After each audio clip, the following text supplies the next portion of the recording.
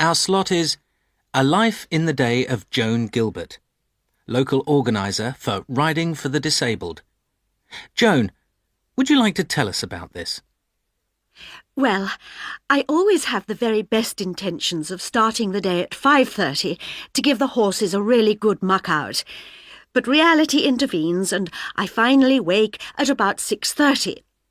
That probably still sounds very early to you, but for a farm worker, which is what my son is at the moment, that's cutting things pretty fine. Once I've managed to get him safely on his way, at about 7 a.m., I can start turning my attention to the other important tasks of the day.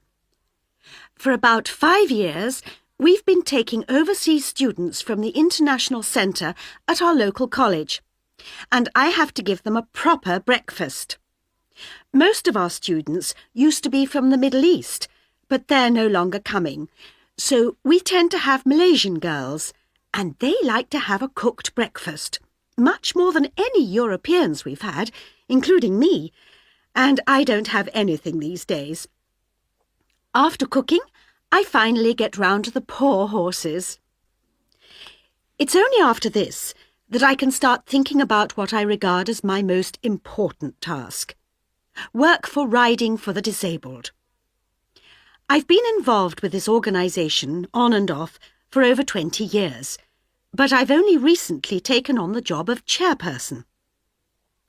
Most of the work seems more secretarial, but that's how charities get organised. In our immediate district, we have had as many as 30 riders, but currently we've only got 22.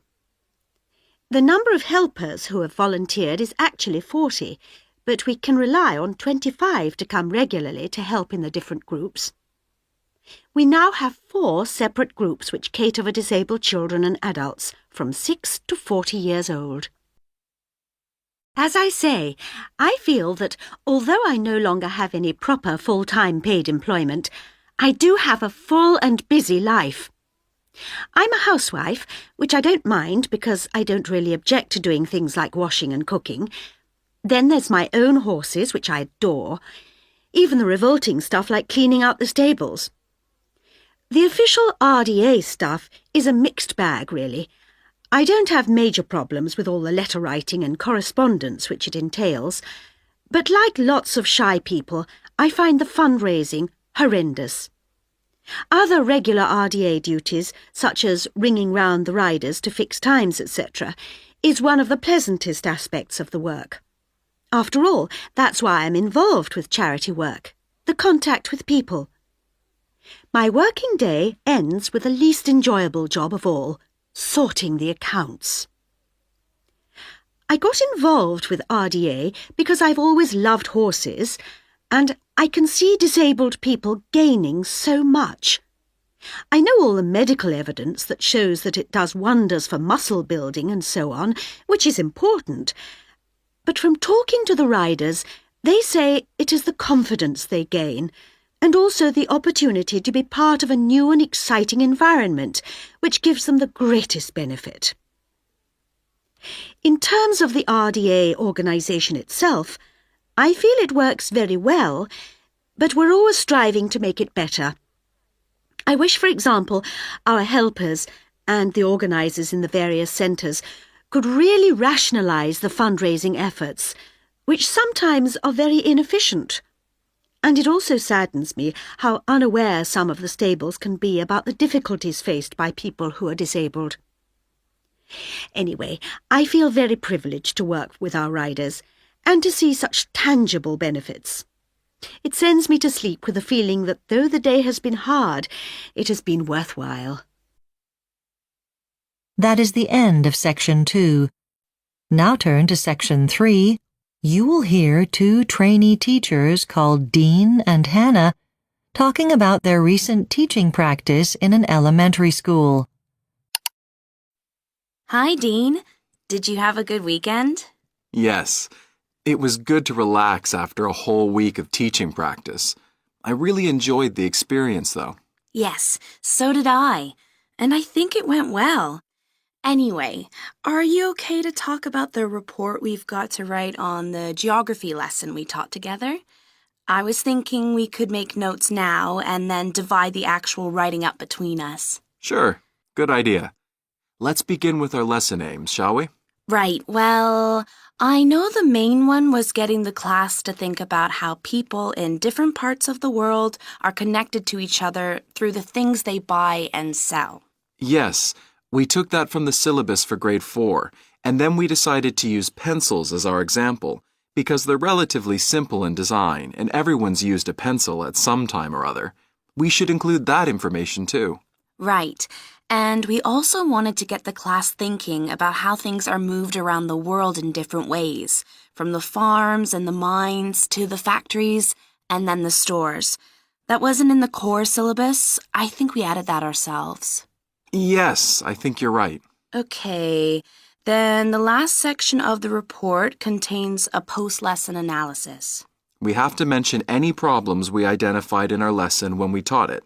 So, any ideas? Well, I know we were really satisfied with our handouts and worksheets. We both thought they'd been at just the right level for the class. And I don't know about you, but I think we worked well as a team. Absolutely.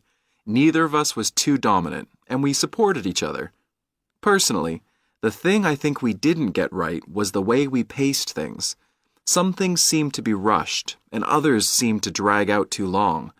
I don't know how you feel about that. The same as you. If we did the same lesson again, I'd want to make some adjustments to that, but keep the same basic lesson plan. Okay, we see eye to eye on that. But there's one other thing. At the time, I seem to remember we both thought that organizing the children in sets of 6 didn't work very well, and that pairs would have been better for certain tasks, so that the Shire kids got more chance to contribute. Yes, I remember that too, and we should put it into our report as well. Now, should we go over our lesson plan together before we write the report? It seems ages ago now. Fine. Well, the whole lesson was based on the production and distribution of pencils. First, we gave out the pencils and got the students to decide what they're made of. Then, when they'd come up with all 5 of the component materials, we talked about which countries produce most of these materials. Oh, yes. And we got volunteers to come to the front and mark the location of those on a map of the world. I remember they were really keen to volunteer. We had to stop them from calling the answers out loud. Right. Then we brainstormed all the different ways of getting goods from one place to another, and what the advantages and disadvantages of each one would be. I remember one girl talking about using horses. That's right. She seemed to be a bit stuck in the past. It was hard not to smile. Yes. After that, we put them in small groups, and each group represented each of the countries on the map. They had to use their atlases to decide an itinerary for sending their raw materials to the USA, specifying the different ports and places on the way there. That's right. And by the time they'd done that, it was break time. And after the break, they had to imagine they were pencil manufacturers in Chicago and fill in details on a worksheet about how they dispatch their pencils to different parts of the country. Oh, yes. Okay. And then we had a class discussion about whether people will still be using pencils in 2050 and whether the design of pencils is likely to change. And to round the lesson off, the kids had to spend 10 minutes planning a short presentation for another class about possible developments. And that was it. Good. So I'll write up that part and